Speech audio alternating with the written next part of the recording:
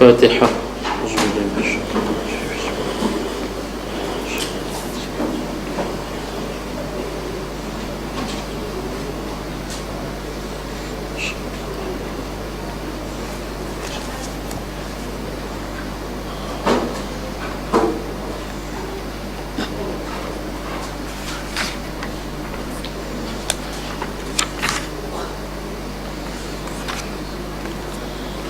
Assalamualaikum warahmatullahi wabarakatuh.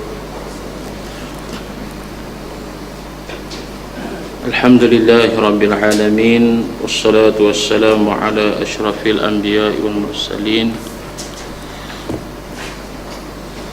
wa ala alihi wa sahbihi ajma'in. Ishrah li sadri wa yassir li amri wahlul 'uqdatam min lisani yafqahu qawli, amma ba'd. A'udzu billahi minasy syaithanir rajim.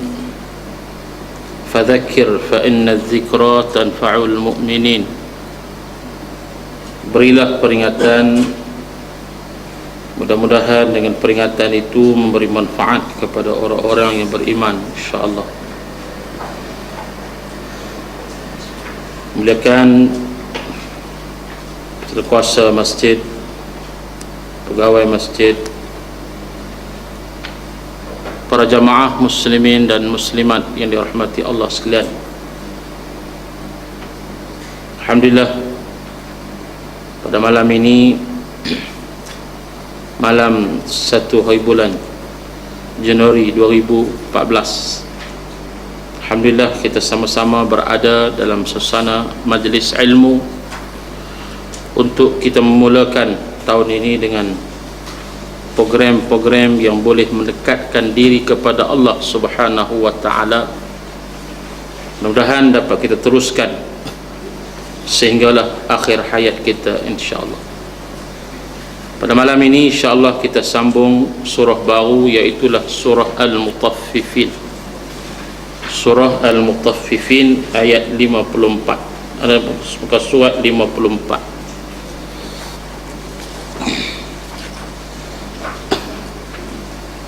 Yang merupakan surah yang ke-83 daripada susunan surah Al-Quran, dan surah ke-6 daripada siri juzuk Amma Yatasa'alun.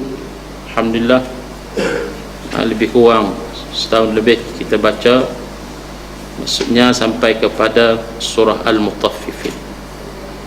Marilah sama-sama kita membacanya dengan tajwid. Mudah-mudahan Quran yang kita baca itu mampu memberikan kekuatan kepada kita, insya-Allah. A'udzu billahi minasy syaithanir rajim.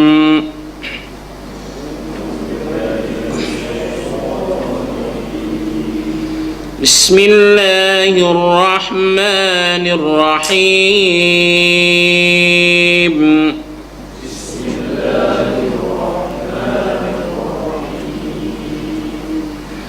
Wailul lil mutaffifin.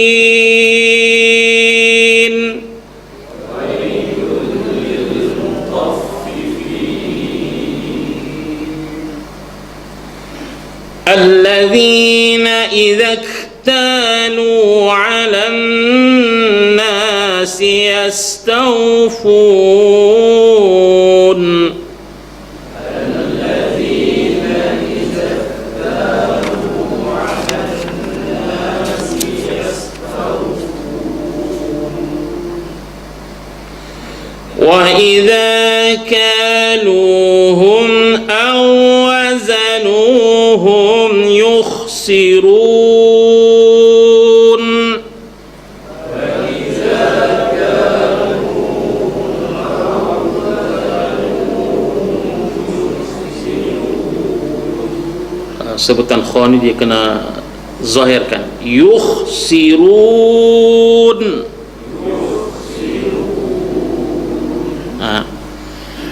Ala yazunnu ulaika annahum لمبعوثون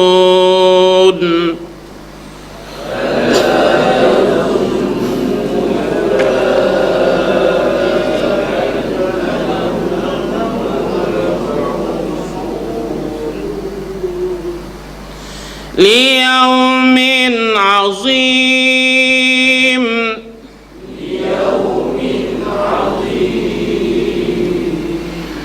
يوم يقوم الناس لرب العالمين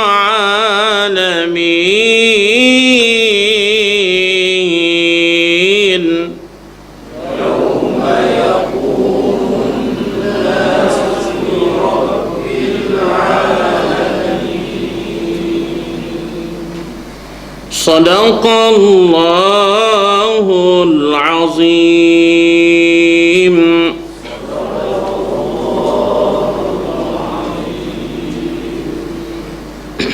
Kita tengok sikit pada tajwid. Wailun, wai maknanya maklin, lun nun tanwin bertemu dengan lam, idgham bila gunnah, tidak dengung. Lun li, jangan dengung langsung lah, maknanya kena jelas, tidak dengung. Wailul lil mutaffifin. Fifin man'ari lis sukun, mutaffifin itu man'ari lis sukun. Alladhi dua harakat man asli, idhaktalu mahmus, keluarkan angin tu, idhaktalu. Lu man asli, ala nas wajib al gunnah, yas mahmus tau maklin, fun man arid lis sukun. Wa idza man asli, kalu man asli, hum au mimati butum hamzah, izhar syafawi, au pada au wazanuhum, awwa idgham mutama silain, mutama silain, waw mati butum waw dalam waw mutama silain, dua yang serupa. Awwazanu, tapi ejaan dia udah waw, bacaan dia macam satu waw.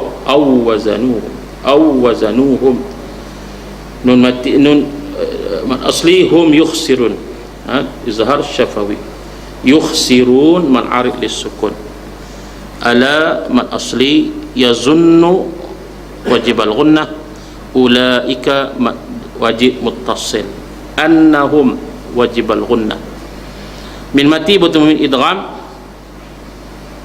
mislain, min mati butuh min idgham mislain, idgham yang menghimpunkan dua mim tu, idgham innahum dengan mab qalqalah sughra, ma asli thun man arid lis sukun. Liyaumin maklin, min azim izhar, azim man arid lis sukun. Yauma maklin, yaqumun nas, an-nas wajib al-gunnah, li rabbil alamin man arid lis sukun. Wallahu ta'ala a'lam. Ini surah Al-Mutaffifin.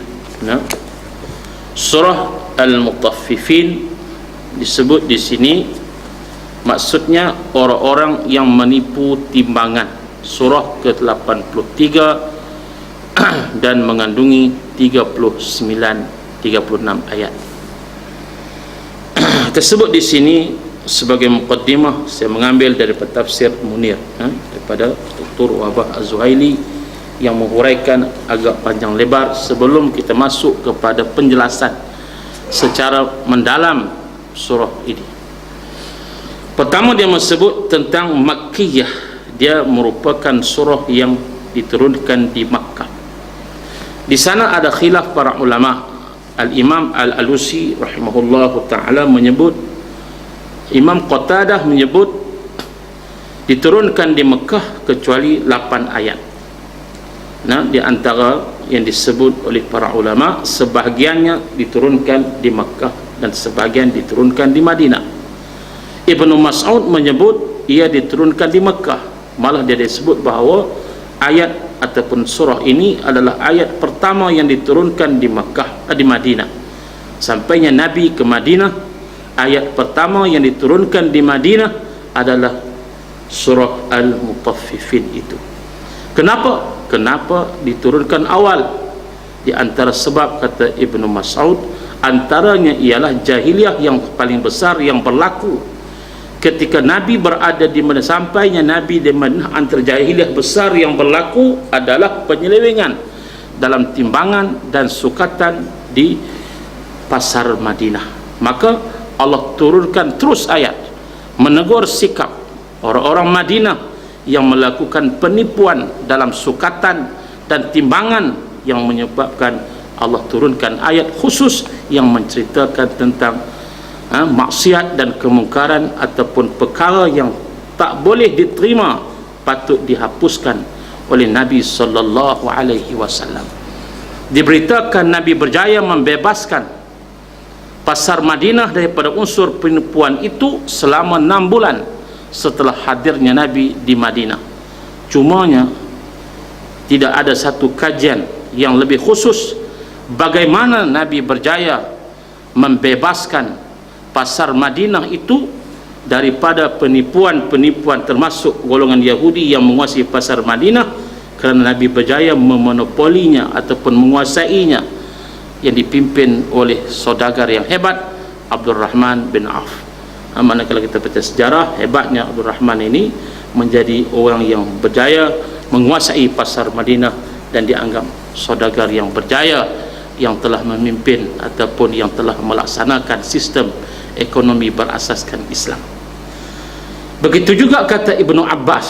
Ibnu Abbas bersama dia menyebut bahawa ayat ini diturunkan disebut di antara yang diturunkan di akhir ataupun di awal hijrahnya Nabi sallallahu alaihi wasallam ke Madinah, kerana mengambil pengajaran ataupun sebab turunnya kerana peristiwa yang berlaku di zaman awalnya datangnya Nabi ke Madinah, iaitu berlaku penyelewengan dalam sukatan dan timbangan.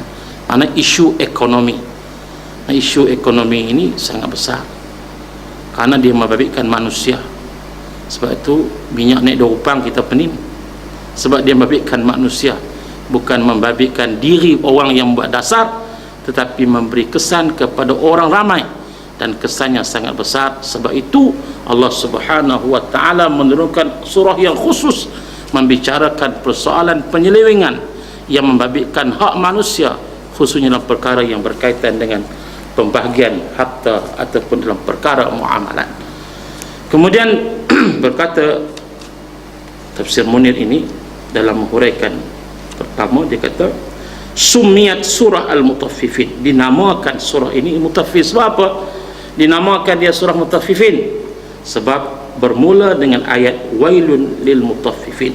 Kerana dinamakan kepala surah itu Mutaffifin sebab apa? Sebab dimulakan ayat itu tentang Al-Mutaffifin.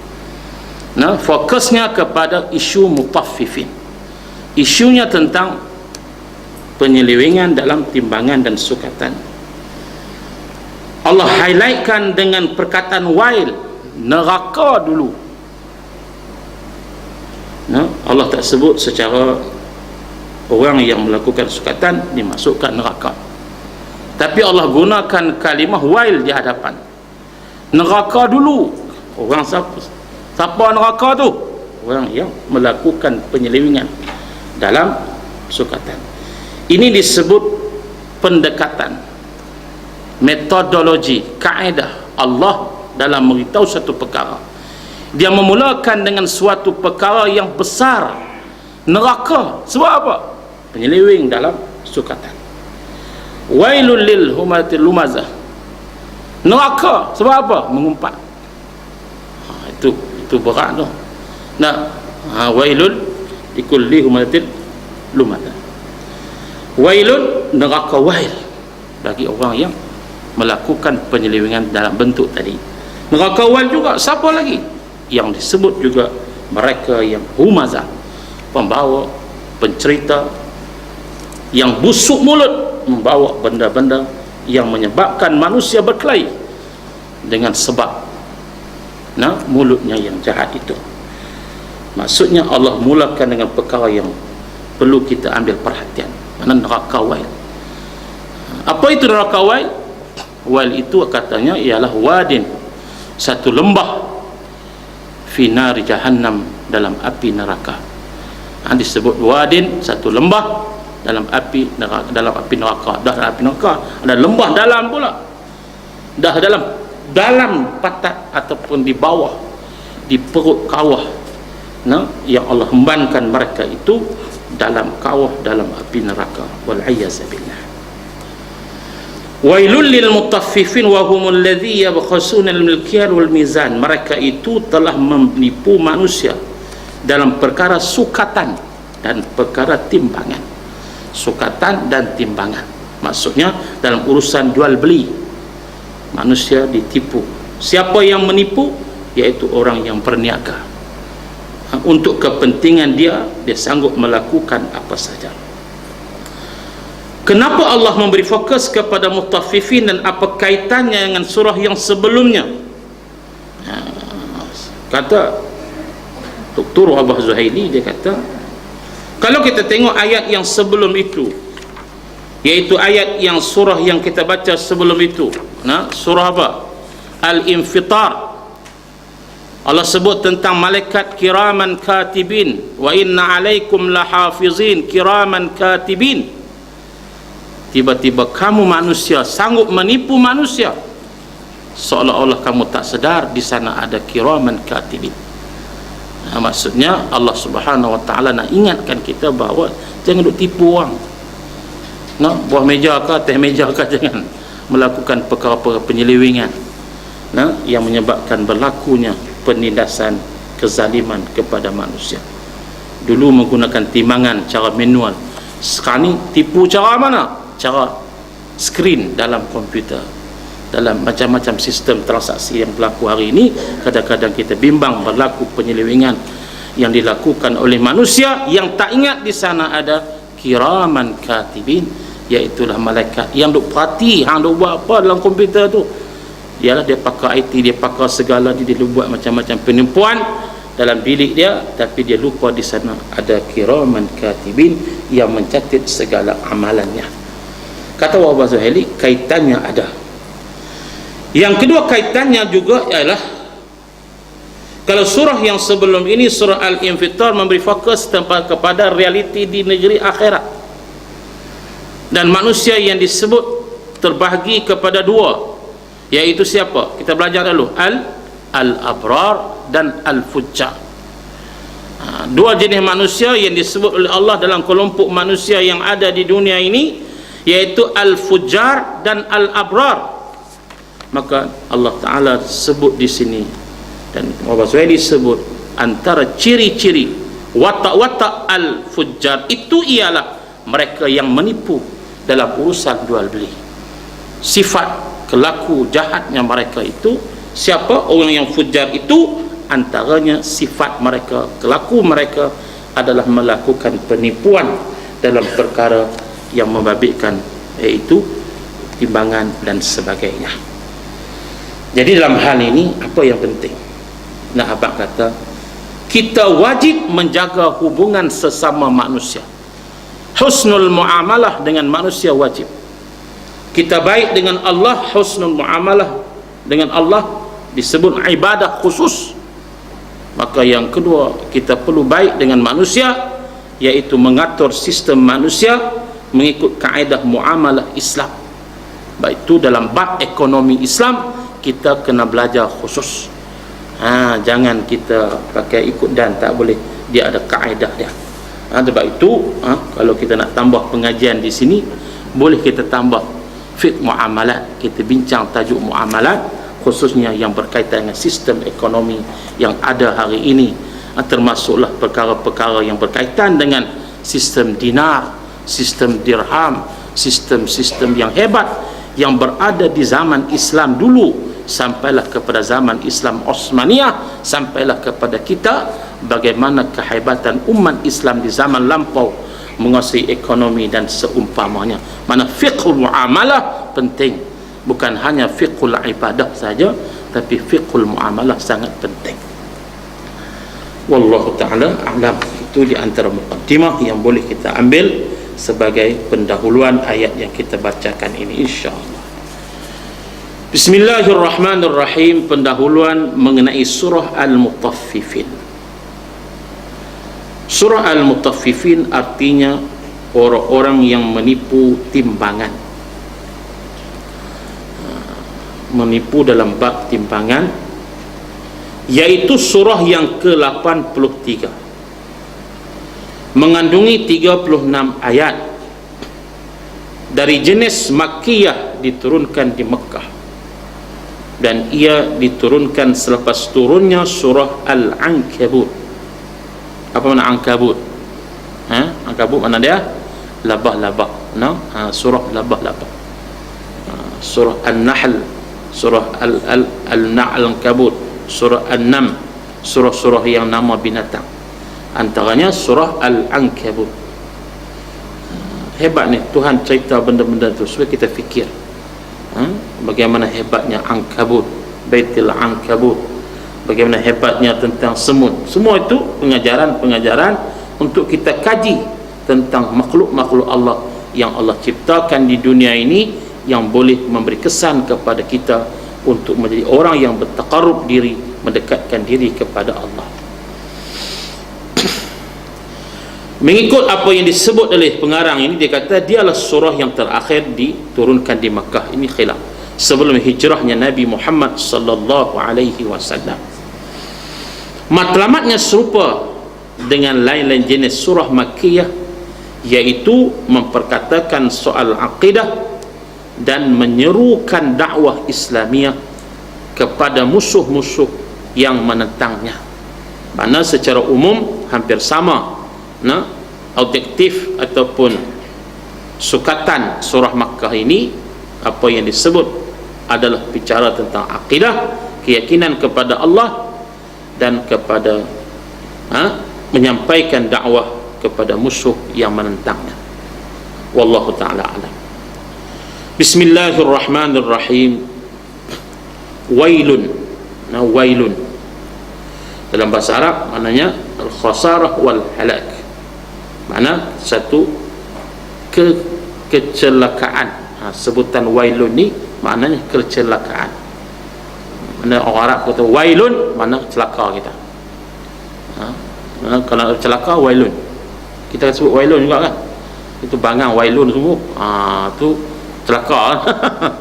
Kita pun sebut wailun, kita pun mengaji kat bahasa Arab. Tapi kita guna keadaan murah kawan kita. Curi selipar kita wailun sungguh. Tak apa kita. Tapi wailun ni berat ni. Wailun ni neraka, wail yang duduk dalam, disebut di sini wadin fi jahannam. Wadin, satu lembah, satu lubang yang dalam api neraka jahannam. Wailun tu lil, seperti mana biasa. Lam ni lam lil khusus. Khas ni maknanya pasti. Kepada siapa? Mutaffifin. Disebut mutaffifin ni lafaz jamak. Bila kata lafaz jamak ni, ramai hak buat jahat lagu ni bukan seorang. Mana ramai sungguh hak buat jahat lagu ni. Lagu apa? Iaitu menipu dalam sukatan dan timbangan dalam perkara yang membabitkan muamalah. Maksudnya, kata Al-Imam ataupun pengarang kitab Tafsir Munir Dr. Wabah Zuhaili ni, kemungkaran di zaman itu, maka disebut di sini, kalaulah itu yang berlaku di zaman Nabi, betapa pentingnya Allah turunkan ayat membenterasnya, maka dalam konteks hari ini, apa saja yang membabitkan isu yang berkaitan dengan hak-hak manusia, khususnya kezaliman dalam perkara yang membabitkan hak, disebut di sini hak apa? Hak mendapatkan keadilan. Keadilan dalam perkara apa? Dalam perkara mendapatkan hasil mahsul, dalam perkara mendapatkan hak yang sepatutnya dikongsi bersama. Hak apa? Hak khazanah negara, hak itu, hak ini, macam-macam hak lah. Berlaku juga penyelewengan. Maka kata Dr. Wabah Zuhaili, kita boleh kaitkan suatu kesalahan yang sangat besar. Sebab itu hadis Nabi sebut, berkaitan dengan satu peristiwa yang berlaku kepada seorang sahabat yang bernama Sa'id bin Zaid. Dia dilantik menjadi gubernur di Damsyik, seorang sahabat Nabi yang hebat. Maka satu peristiwa berlaku, dia dituduh mengambil hak rakyat, iaitu meluaskan tanah rumah dia dan ambil tanah jirannya yang telah membuat fitnah, mengatakan dia telah meluaskan tanah sehingga langkau kawasan dia. Akhirnya ketika itu Khalifah Marwan bin Abdul Malik panggil dia, kata, hang tak dengar ke satu hadis Nabi sebut, kalau ambil satu jengkal harta rakyat, ambil 1 inci tanah rakyat, tanah orang lain, makan tanah orang lain, sejengkal disebut, kamu akan dihempak oleh berat 7 petala langit oleh Allah di hari akhirat kelak. Dia kata, aku tak ambil, aku tak buat, aku tak pernah pun, aku tak meluaskan kawasan aku sehingga boleh makan kawasan aku, tak buat. Itu fitnah, dan memang dalam sirah sebut itu fitnah. Nama dia Arwah, seorang perempuan yang melakukan fitnah. Kononnya Sa'id bin Zaid ini telah melakukan satu kezaliman, iaitu telah mengambil tanah dia secara zalim. Dia buat fitnah ini, sehingga Zaid telah bermunajat kepada Allah untuk menurunkan bala kepadanya. Maka sebab itu dalam pengkajian para ulama, doa laknat kepada manusia ini dibolehkan berdasarkan kepada peristiwa Sa'id bin Zaid ini. Dia berdoa kepada Allah di malam hari, ya Allah, fitnah tersampai kepada aku tak buat pun, ya Allah. Akhirnya berdoa kepada Allah, ya Allah, butakan mata arwah dan matikanlah dalam bentuk yang hina. Akhirnya peristiwa Allah Ta'ala memberikan kebenaran. Bila berlaku banjir besar, berlaku katanya, maka timbul batu yang menandakan sempadan rumah Zaid itu dengan rumah arwah. Rupanya betul, dia tak makan pun tanah rumah sebelah, tanah sebelah, tapi fitnah daripada arwah. Takdir Allah Ta'ala, satu hari arwah tu bangun, dia buta, Allah butakan mata. Kemudian satu hari dia berjalan di tengah padang pasir dalam keadaan dia buta, dia jatuh dalam, disebut dia jatuh dalam pergi yang dalam, akhir dia mati dalam keadaan yang hina. Maksudnya bila fitnah itu melampau, tak ada bukti, dibawa fitnah yang melampau, kita mangsa keadaan, tidak ada pengaduan yang lain melainkan kepada Allah, maka di sudut itu boleh kita doakan laknat kepada si fulan bin si fulan kerana melakukan kezaliman ataupun fitnah kepada kita. Tapi yang nampak tadi ialah hadis tentang mengambil hak orang itu. Mengambil hak orang ini walaupun sejengkal, Allah Ta'ala siksa dan azab yang sangat pedih. Itu dalam hal itu. Dalam hal ekonomi ini, asasnya adalah kita kena cermat dan kena perhati satu persatu.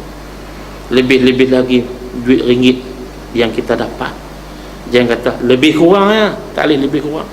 Dia kena detail, takut sekupang itu menyebabkan masuk neraka, tak pasal. Sekupang, 5 kupang seduit masuk neraka, tak padan. Nak masuk neraka pun biar sejuta, padan jugalah. Kalau sekupang 2 tak padan. Tapi disebabkan sekupang 2 itu menyebabkan kita dihalang oleh Allah Ta'ala, disebabkan oleh syubhatnya, unsur haramnya, duit yang dapat itu secara tipu, duit yang dapat secara rasuah, duit yang dapat secara tidak halal, maka akhirnya kita dihumban oleh Allah Ta'ala dalam neraka.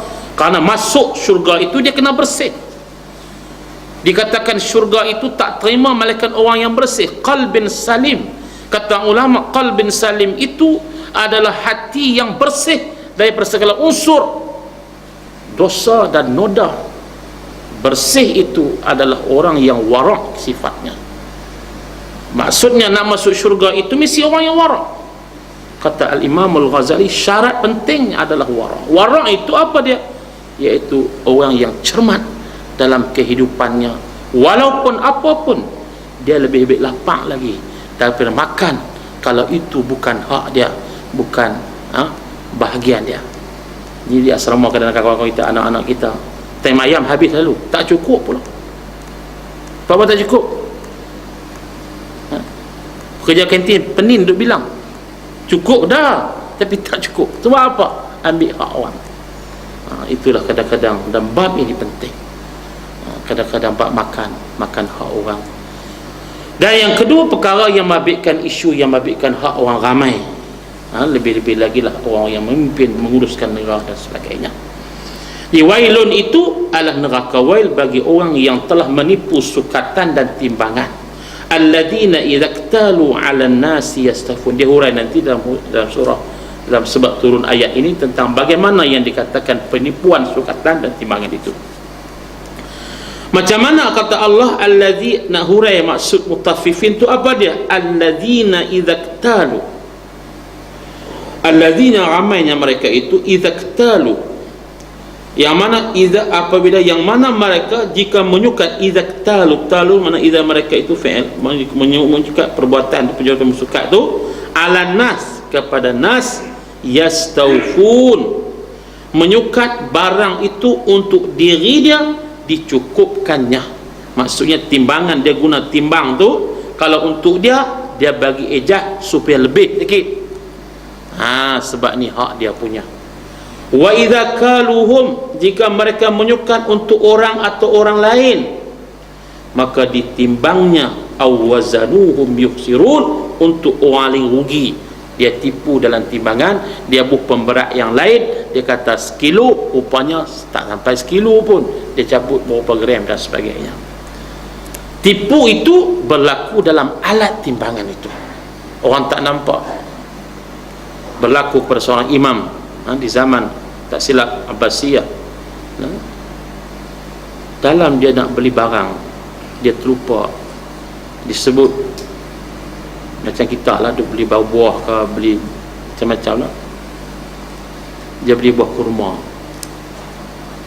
Dalam duk beli tu, dia makan sebiji lah. Dia beli sekilo, dia makan sebiji. Balik rumah, tidur, mimpi api yang sangat panas. Dia bangkit, dia semayang tahajud, dia semayang taubat, tidur pula mimpi api.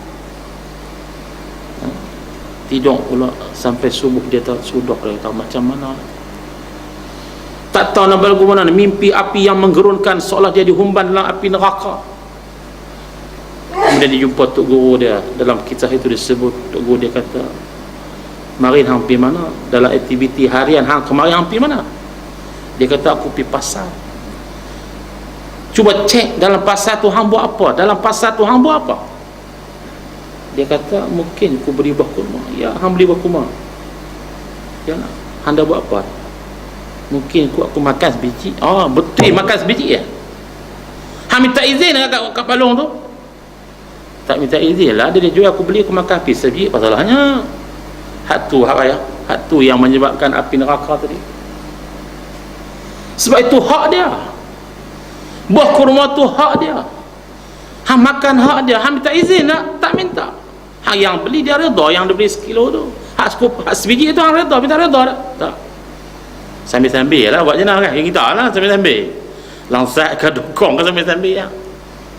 Kalau kita boleh rasa, sila rasa, tak apa. Ni 4-5 ulas beli sekilo, mana kita makan kat setengah kilo lah. Jangan benda tu. Akhirnya kata Tuhan, dia kata mungkin disebabkan itu hampir minta maaf. Akhirnya dia balik. Disebut dia duduk di Mesir. Kejadian itu berlaku di Hijaz. Kalau kita tak padan dengan sebiji itu nak patah balik, dia patah balik. Zaman tak ada Siamah ni, tak ada ni, zaman unta lah kan. Perjalanan yang jauh semata-mata nak jumpa kepada orang yang menjual kurma tadi. Ada riwayat mengatakan mati dah, dia pergi jumpa anak dia, akhirnya tak jumpa juga, dia hadiahkan satu apa dinar dan sebagainya. Ada kata dia jumpa, Allah alam lah, tapi dia balik semula, dia tidur lena dalam keadaan datangnya satu ketenangan, seolah-olah sudah dibebaskan ia daripada azab Allah Subhanahu wa taala. Nah, abang kata hak tadi, hak manusia ni walaupun sebiji kurma tanpa izin, suatu yang sangat-sangat dicela oleh Allah taala. Dalam kaedah fiqh dia kata, kalau umumnya dia tu jenis tak apa, tengok kepada keadaan.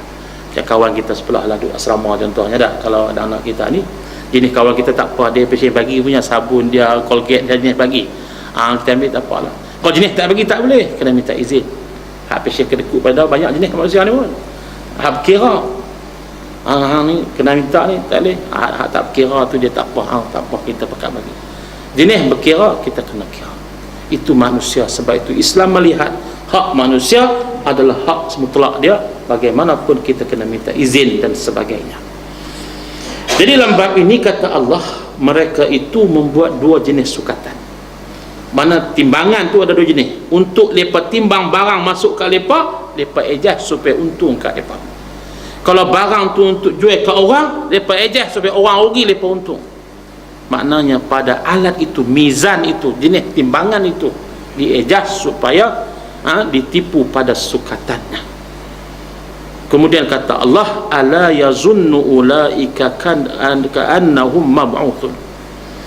Tidakkah ala yazunnu, ala apakah tidak mereka itu menyangka, yazunnu zan menyangka, ulaika mereka itu, annahum mereka itu, lupakah? Ini ayat perlian daripada Allah. Allah perli mereka duk buat tipu tu di dunia tu, mereka tipu tu, mereka tak sedakkah bahawa mereka akan dibangkitkan. Ini peringatan Allah pada kita. Biar pilah dia buat nanya kita, biar pilah macam mana dia buat kita doa lah pada Allah, Allah tolak nak tak apa, tapi akhirnya dia kena sedar, kawan yang telah melakukan zaliman dia kena sedar bahawa dia akan bangkit. Dia tak pergi mana, dia akan bangkit di akhirat, dia akan dihukum oleh Allah Subhanahu wa taala. Itu dalam bab ini. Bila orang buat zalim kat kita, memang kita rasa kita mangsa kezaliman, kita memang tak boleh terima, siapa pun tak boleh terima. Tapi apa pun, kalau tak boleh pembalasan di dunia, dia akan dapat pembalasan di akhirat. Seperti hari ini Syekh Yusuf Qadhawi pernah tulis dalam buku dia, dalam terbaru, apa yang berlaku hari ini, dia ulang balik kezaliman yang berlaku kepada ikhwan di Mesir hari ini. Dia kata, bayangkan di Humban, dalam tempat yang begitu hebat, dengan siksaan yang begitu dahsyat, bagaimana mereka disebut duduk dalam penjara 60 orang, buh kenggar pula dalam tu, jamban satu ya, jenuh hijah. Allah seksa. So Qadhawi kata, bila orang ikhwan tanya dia kata apa? Ingat Allah yang sama yang telah menyaksikan kezaliman Fir'aun kepada Musa, yang telah menyebabkan Fir'aun dihumban dalam lautan itu. Allah yang sama yang ada pada hari ini, yang menyaksikan kezaliman yang sedang dilakukan oleh musuh Allah kepada umat Islam. Allah yang sama, jangan bimbang, Allah yang sama. Dia mana semangat tu, maksudnya jangan pudar, teruskan perjuangan. Allah tak lupa, Allah tak lalai, Allah tak lena. Allah melihat. Cuma Allah nak melihat sejauh mana pergantungan kita mutlak ataupun tidak kepadanya. Manakala sampai kepada pergantungan yang mutlak, insya-Allah Allah akan berikan pertolongan seperti mana yang diberikan pertolongan kepada umat-umat yang terdahulu. Jadi Allah Ta'ala sebut, Allah perli kita, Allah perli orang yang tipu tadi, yang buat zalim. Jangan ingat kamu tak dibangkitkan. Mab'uthun, kamu semua akan pasti dibangkitkan. Annahum, bahawa sesungguhnya kamu bakal dibangkitkan. Bila? Wallahu a'lam. Bangkit itu untuk apa? Liyaumin azim, pada hari yang agung, iaitulah hari pembalasan. Hari itu kata Allah, apa dia yang disebutkan hari pembalasan itu ataupun hari yang agung itu? Allah mengkhususkan, menghuraikan lagi. Ini sebut ayat, menghuraikan ayat. Liyaumin azim, hari pembalasan, hari yang agung. Apa dia hari yang agung tu? Yauma yaqumun nas suli rabbil alamin. Allah menghuraikan ayat yang diturunkannya. Ayat menghuraikan ayat. Ayat menghuraikan ayat.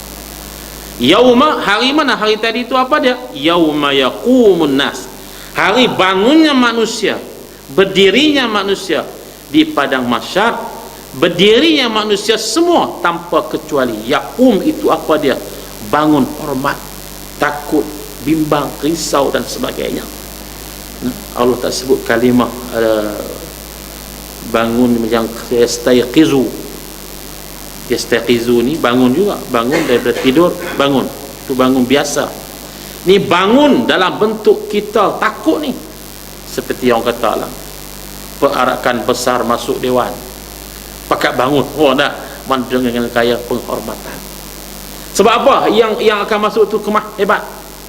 Hak ni lebih pada tu lagi, Tuhan yang maha hebat.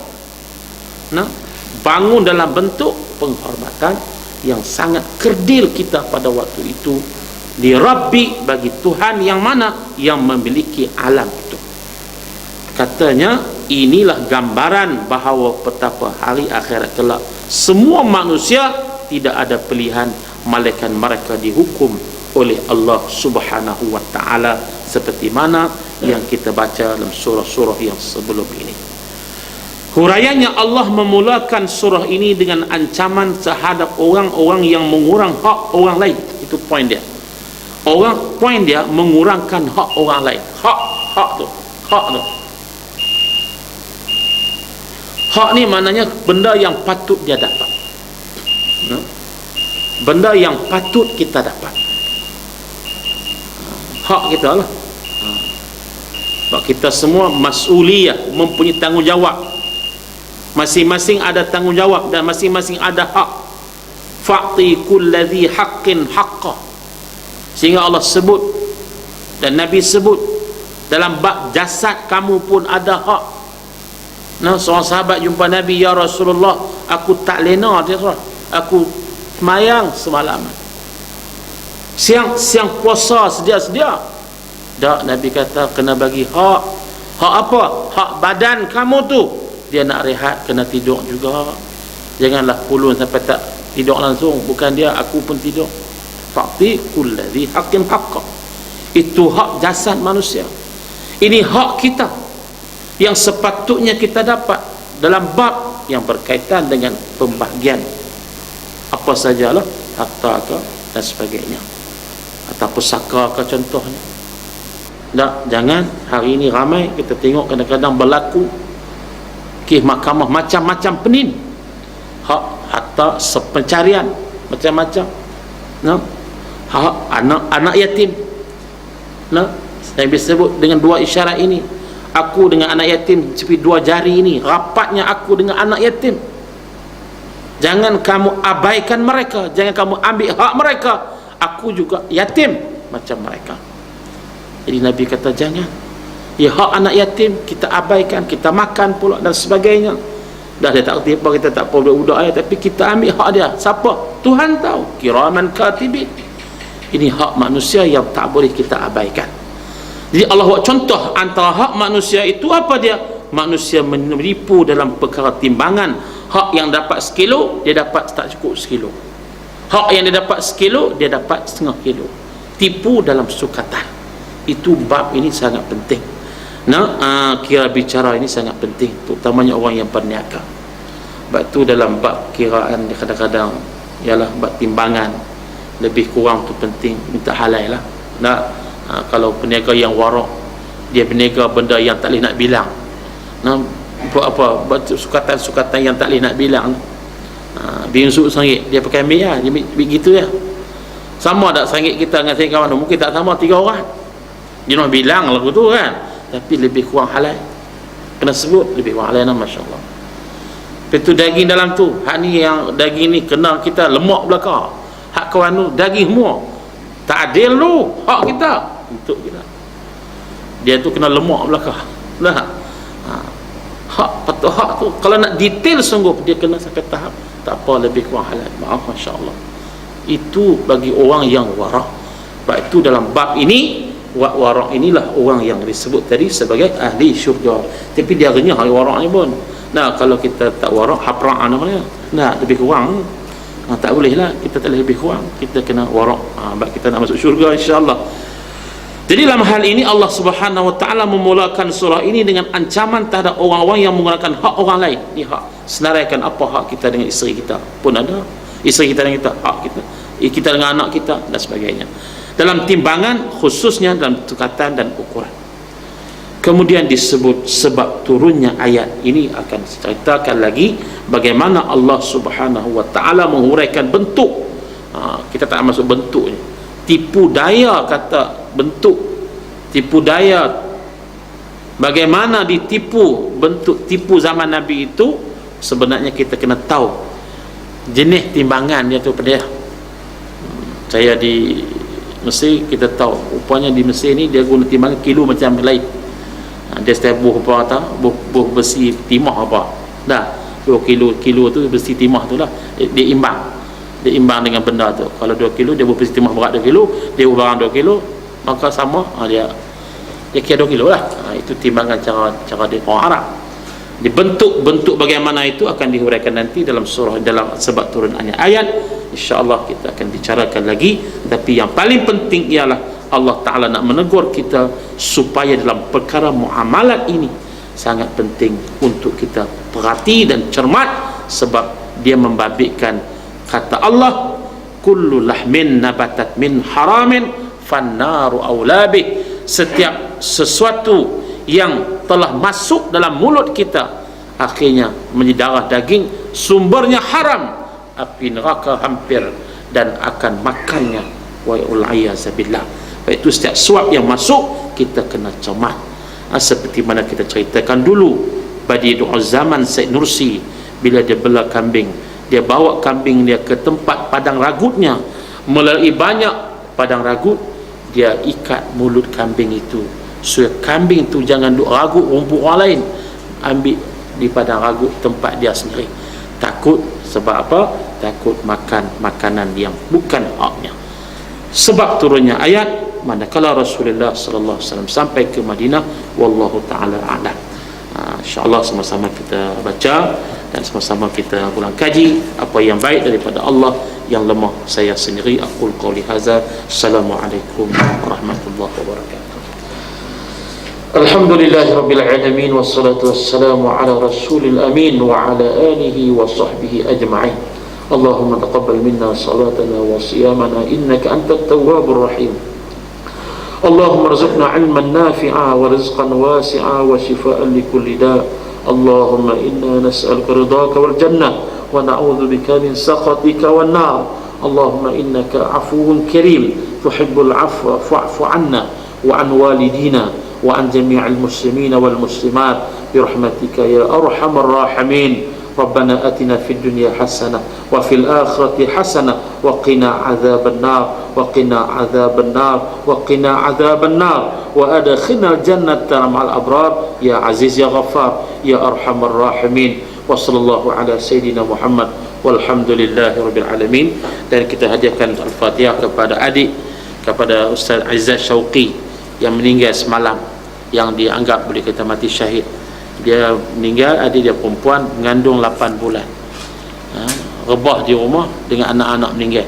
Mayang tadi lepas zuhur, jarang dengar lah, meninggal anak 8 bulan dalam kandungan.